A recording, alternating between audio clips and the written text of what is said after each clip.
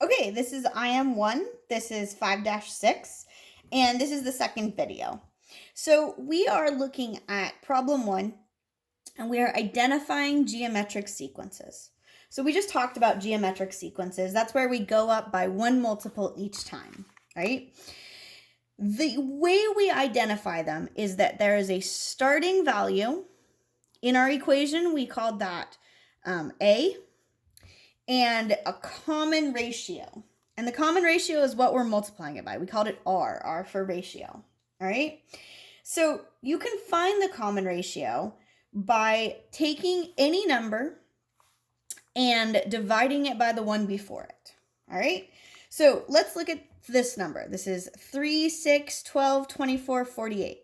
So let's take the middle two. Let's say 24 divided by 12. Well, that's equal to 2. Now let's see if there's a common ratio in the other one. So let's go ahead and go all the way to the first one. Let's say 6 divided by 3.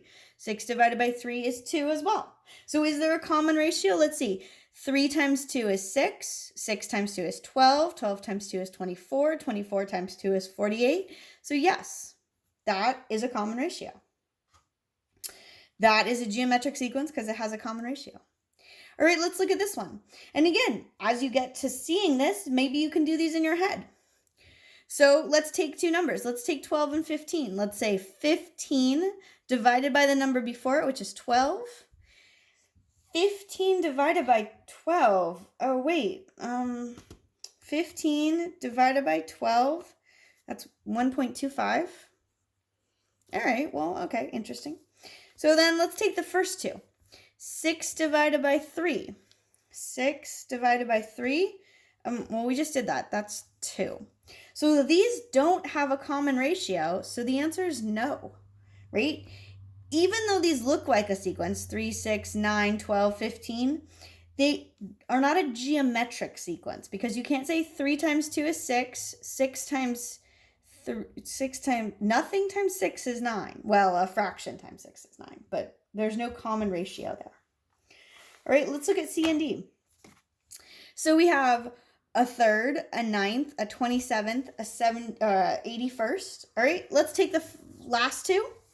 So we have 1 over 81, and we're going to divide it by 1 over 27.